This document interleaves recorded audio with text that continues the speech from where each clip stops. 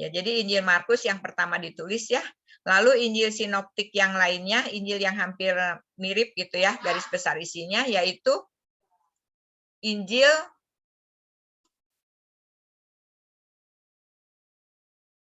Lukas ya. Injil Lukas itu Injil yang ditulis oleh seorang tabib gitu ya. Juga bukan murid Tuhan langsung, tetapi Lukas adalah dekat ya dengan Rasul Paulus.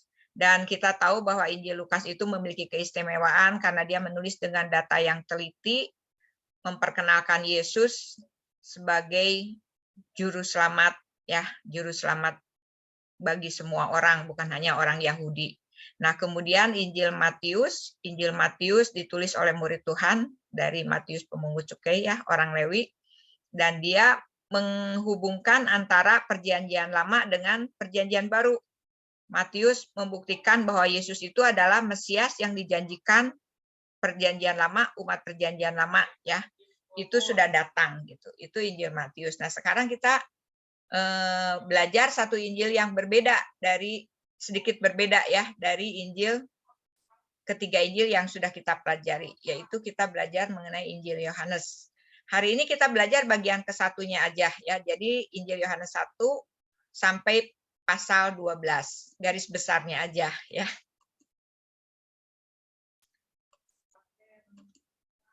Terlebih dahulu kita akan baca ayat-ayat Alkitab dalam Injil Yohanes pasal 1 ayat 1 sampai dengan 12. Saya minta Cimei Siulan tolong bacakan Yohanes 1 ayat 1 sampai 12. Yohanes 1 ayat 1 sampai 12. Pada mulanya adalah firman. Firman itu bersama-sama dengan Allah dan firman itu adalah Allah. Ia pada mulanya bersama-sama dengan Allah. Segala sesuatu dijadikan oleh Dia dan tanpa Dia tidak ada suatu pun yang telah jadi dari segala yang telah dijadikan. Dalam Dia ada hidup dan hidup itu adalah terang manusia. Terang itu bercahaya di dalam kegelapan, dan kegelapan itu tidak menguasainya. Datanglah seorang yang diutus Allah, namanya Yohanes. Ia datang sebagai saksi untuk memberi semua orang menjadi percaya. Memberi kesaksian tentang terang itu supaya oleh Dia semua orang menjadi percaya. Ia bukan terang itu, tetapi Ia sudah memberi kesaksian tentang terang itu. Terang itu sesungguhnya yang menerangi setiap orang, sedang datang ke dalam dunia. Ia telah ada di dalam dunia dan dunia dijadikan olehnya, tapi dunia tidak mengenalnya. Ia datang kepada milik kepunyaannya, tetapi orang-orang kepunyaannya itu tidak menerimanya. Tetapi semua orang yang menerimanya diberinya kuasa supaya menjadi anak-anak Allah, yaitu mereka yang percaya dalam nama-Nya. Kemudian kita baca Yohanes 20 ayat 30-31. Di sini berisi apa tujuannya Rasul Yohanes menuliskan Injil Yohanes. Saya minta Lina tolong bacakan.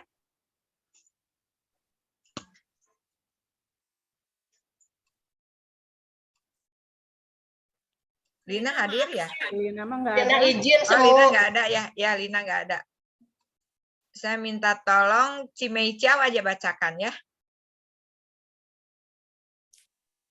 Yohanes 20 ayat 30. Memang masih banyak tanda lain yang dibuat Yesus di depan mata murid-muridnya yang tidak tercatat dalam kitab ini. Tetapi semua yang tercantum di sini telah dicatat, supaya kamu percaya bahwa Yesuslah Mesias, Anak Allah, dan supaya kamu oleh imanmu memperoleh hidup dalam namanya. Ya, kita lihat ya garis besar daripada apa yang sudah ditulis, meskipun tadi kita sudah cukup jelas dengan bacaan yang kita baca.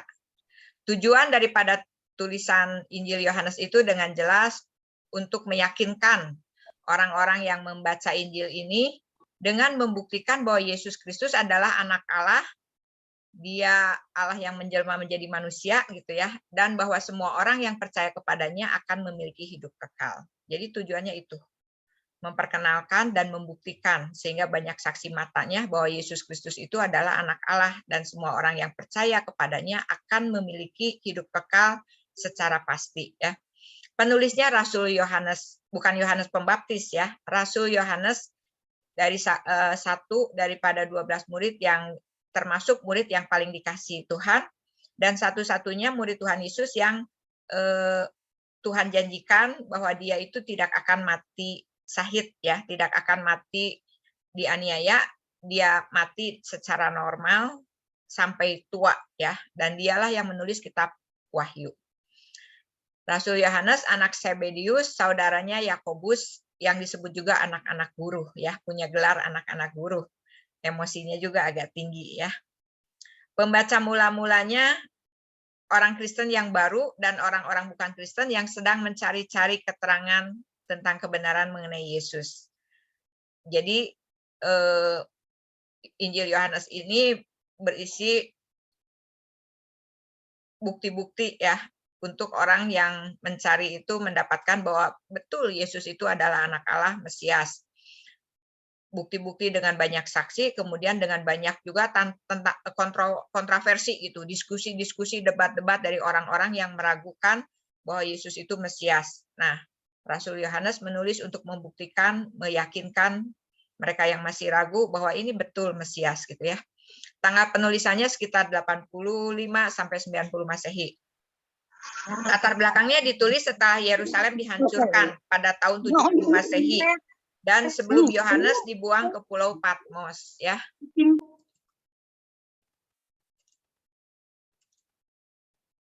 Jadi ditulis di Yerusalem setelah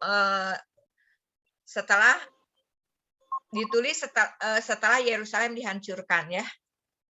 Tapi sebelum Yohanes dibuang ke Pulau Patmos. Ayat kuncinya Yohanes 20 ayat 30-31 tadi sudah dibacakan. Memang masih banyak tanda lain yang dibuat Yesus di depan mata murid-muridnya yang tidak tercatat dalam kitab ini.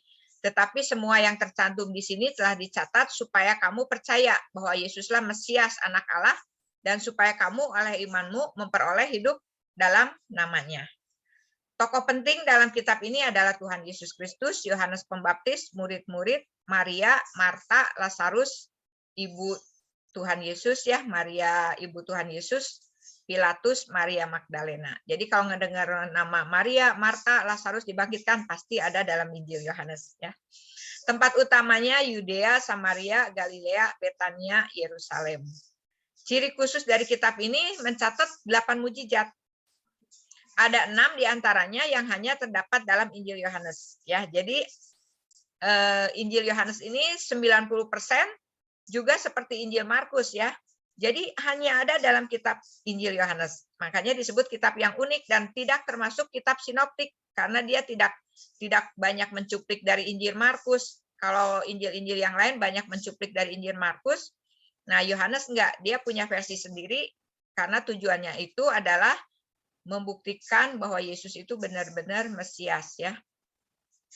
Injil Yohanes tidak mencatat beberapa hal yang ditulis dalam Injil lain, seperti silsilah, cerita kelahiran Tuhan Yesus, masa kecilnya, pencobaan di padang gurun nggak ada. Kemudian transfigurasi, Tuhan Yesus dimuliakan di atas bukit bersama dengan disaksikan oleh Petrus, Yakobus gitu kan. Kemudian ada Musa dan Elia yang hadir, itu nggak ada dalam Injil Yohanes. Lalu pemanggilan para murid satu persatu sejumlah 12 nggak ada ya, cuman Filipus, cuma beberapa murid ya, Andreas, Simon, Filipus gitu. Perumpamaan Tuhan Yesus juga nggak ada. Lalu amanat agung juga nggak ada dalam Injil Yohanes. Nah kemudian garis besarnya itu dibagi 3 dari pasal 1 sampai pasal 2 ayat 12 itu menuliskan tentang kedatangan dan persiapan Yesus Kristus Sang Anak Allah. Jadi kita jelas membaca Injil Yohanes itu pada mulanya ya. Pada mulanya itu firman itu menjelma menjadi manusia. Jadi Yohanes ingin memperkenalkan bahwa Tuhan Yesus itu adalah Allah pencipta langit dan bumi ya, karena dengan firman dia menciptakan alam semesta, dia menciptakan manusia gitu. Tetapi kemudian indahnya itu dia mau masuk ke dalam alam ciptaannya. Ini luar biasa ya. Kita tahu baru-baru ini Presiden kita Jokowi melakukan satu misi yang cukup mulia ya. Dia mau menembus bahaya gitu ya, ada bahayanya lah masuk ke negara medan perang gitu. Jadi satu-satunya kepala negara dari Asia ya yang berani membawa misi perdamaian untuk mendamaikan antara Ukraina dan Uni Soviet gitu ya. Dia masuk ke kancah peperangan membawa misi perdamaian. Nah, Tuhan Yesus mau mendamaikan manusia dengan Allah. Dia Allah sendiri yang menciptakan galaksi dan yang menciptakan alam semesta. Dan dia mau masuk ke alam semesta menjadi daging, menghadirkan Allah supaya manusia bisa kembali diselamatkan. Itu ya. Jadi itu dengan jelas diuraikan di dalam pasal 1 ayat 1 sampai pasal 2 ayat 12. Yohanes memperkenalkan Yesus itu bukan anak manusia biasa. Yesus itu adalah anak Allah. Dia adalah Allah sehingga kita bisa percaya akan kasih dan kuasa-Nya. Kemudian pasal 2 ayat 13 sampai 12:50 itu berisi pemberitaan Injil dan pelayanan Yesus sang anak Allah. Jadi enggak cuma ngaku-ngaku anak Allah gitu ya, disertai dengan pelayanan dan pemberitaannya yang membuktikan bahwa dia anak Allah. Yang pertama itu pada waktu di sana kita akan menemukan 8 mujizat ya yang dilakukan oleh Tuhan Yesus.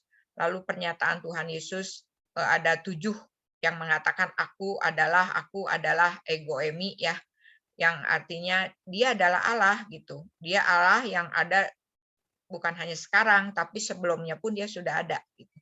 Nah, sesudah Tuhan Yesus memberitakan Injil dan melakukan pelayanan sebagai anak Allah, responnya adalah ada orang yang percaya dan ada orang yang tidak percaya gitu. Kemudian justru yang menantang dan yang tidak percaya dan mau mengenyahkan Tuhan Yesus itu timbul dari kalangan pemuka agama ya. Lalu yang ketiga, Yesus menghadapi peristiwa penting di Yerusalem. Bagian ketiga dari 12:50 itu Tuhan Yesus menceritakan Tuhan Yesus menghadapi beberapa kejadian penting di Yerusalem. Lalu pasal 13 ayat 1, 21 sampai 25 ini minggu depan ya akan kita lanjutkan garis besar pasal-pasal ini. Kematian dan kebangkitan Yesus sang anak Allah. Sebelum kematian dan kebangkitannya, Tuhan meneguhkan murid-muridnya. Itu hanya ada dalam Injil Yohanes. Yesus mengajar murid-muridnya untuk siap secara mental, secara rohani, dan bagaimana disiapkan untuk akhirnya menjadi penerus dari Tuhan Yesus. Sesudah Tuhan Yesus mati dan kemudian bangkit naik ke surga gitu. Lalu bagian keduanya bagaimana Tuhan Yesus menyelesaikan misinya untuk menjadi penebus bagi manusia. Nah, tema utama dari Injil Yohanes ya. Yang pertama itu adalah mengenai Yesus sebagai anak Allah ya, bahwa Yesus itu unik. Dia manusia 100% dan dia Allah 100%. Jadi pada waktu dia menjelma jadi manusia, kealahannya tidak hilang, keilahiannya tidak hilang. Jadi dia benar-benar manusia 100%, dia punya darah, daging, dia bisa sakit, dia bisa mati gitu ya. Dan tapi dia juga Allah 100%. Dia punya kuasa yang menghadirkan kuasa Allah dengan melakukan berbagai mujizat ya. Jadi pada waktu dia datang ke dalam dunia ini, dia menyatakan secara jelas kehadiran Allah kepada manusia. Lalu yang kedua temanya itu hidup kekal. Yesus adalah Allah, dia hidup selamanya sebelum dunia dijadikan. Pada mulanya adalah firman gitu ya. Firman itu bersama-sama dengan Allah. Nah, dia tinggal bersama Allah dan memerintah selamanya bersama Allah. Dia bersifat kekal. Lalu yang ketiga mengenai kepercayaan. Jadi Injil Yohanes menantang pembacanya itu untuk percaya akan kealahan daripada Tuhan Yesus. Ada 8, tadi saya sudah singgung, tanda dan mujizat khusus yang menunjukkan sifat kuasa. Salah satunya itu mengubah air menjadi anggur. Itu hanya bisa dilakukan oleh Allah. Air menjadi anggur, mujizat yang pertama ya. Jadi kasih dan kebenaran Kristus dan kuasa Kristus itu dihadirkan, dibuktikan lewat mujizat dan tanda-tanda ya. Ada 7 perkataannya yang mengatakan kalau bahasa Yunaninya ego emi atau I am that I am. Akulah aku, tidak ada yang seperti aku, karena dia adalah Allah yang ini pakai kata, kalau bahasa Inggrisnya itu kelihatan ya pakai kata present tense. Jadi dia itu selalu ada, baik sekarang, dulu, dan selama-lamanya dia akan selalu ada. Jadi kalau manusia itu nggak bisa mengatakan ego emi atau I am that I am. Hanya Allah, ya hanya Allah, karena dia bisa hadir setiap saat di mana aja. Perkataan ini sama dengan perkataan pada waktu Musa melihat Allah di semak belukar. Pada waktu Musa bertanya, siapakah engkau gitu. Lalu dalam semak belukar itu Allah berkata, I am that I am. Aku adalah aku, tidak ada yang seperti aku. Jadi kita tidak mungkin mengenal Allah kalau Allah tidak berfirman. Karena dia berbeda dengan semua pengajaran dan semua manusia yang ada di dalam dunia, termasuk alim ulama dan pemuka-pemuka agama. Dia berbeda, ya. Semua itu mendorong pembaca Injil untuk percaya kepadanya, ya, karena dia adalah Allah alam semesta yang hadir dan menjelaskan tentang Allah kepada manusia. Gitu. Kemudian ini yang cukup jelas juga di dalam Injil Yohanes ini adalah pengajaran Roh Kudus.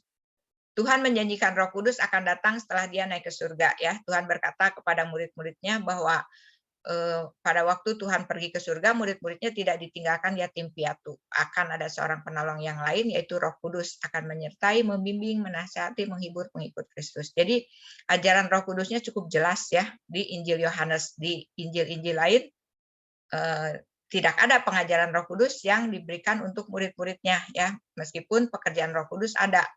Pada waktu Tuhan Yesus dibaptis gitu kan, Roh Kudus turun itu ada, tapi untuk pengajaran secara khusus untuk murid-muridnya itu adanya di dalam Injil Yohanes.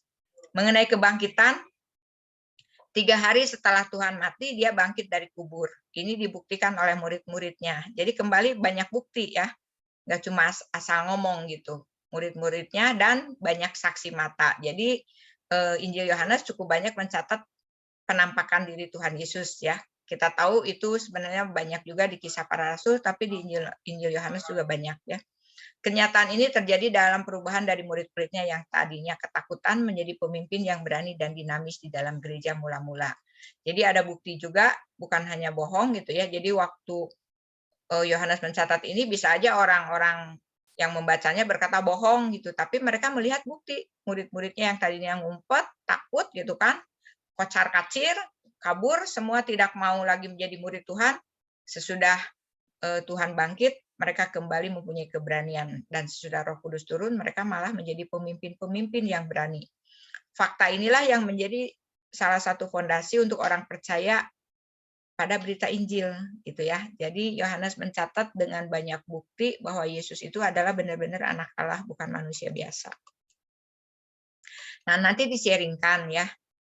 Sebutkan 7 mujizat atau tanda dalam Injil Yohanes. Lalu yang disertai pernyataan Tuhan Yesus, aku adalah. Saya kasih contoh 1 ya, jadi nanti tinggal 6. Setelah melakukan mujizat memberi makan 5.000 orang, Tuhan berkata, akulah roti hidup. Jadi Tuhan membuat mujizat, lalu dia berkata, akulah roti hidup. Ya, dibuktikan dengan dia bisa memberi makan 5.000 orang hanya dengan 5 roti 2 ikan gitu. Nanti 6 lagi cari ya. Lalu yang kedua, apa yang menyebabkan orang-orang pada masa itu tetap tidak percaya meskipun mendengar pengajaran Tuhan dengan disertai bukti kasih dan kuasanya. Ini ada di dalam Yohanes 12:37-43 ya. Jadi Injil Yohanes 12 ini ditutup dengan bukan percaya. Ada yang percaya, ada yang tidak percaya.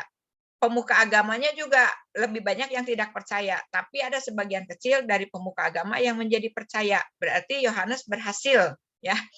Yohanes berhasil menyatakan bukti gitu ya. Jadi sebagian dari pemuka agama juga percaya seperti Nikodemus itu ceritanya ada di dalam Injil Yohanes. Tapi mereka takut, masih malu-malu, masih sembunyi karena kalau ketahuan akan dikucilkan gitu ya. Nah, sebenarnya kalau hati manusia itu sama aja dalam segala zaman gitu ya. Nggak cuma zaman dahulu, zaman sekarang pun sama. Ada hati yang keras gitu, ada hati yang lembut. Jadi seringkali kita meragukan kasih kuasa dan ketuhanan daripada Tuhan gitu ya dalam hidup kita. Nah, nanti silahkan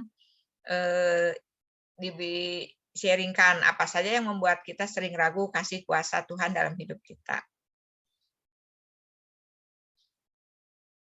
Itu ya 3 pokok yang akan nanti di-sharingkan dalam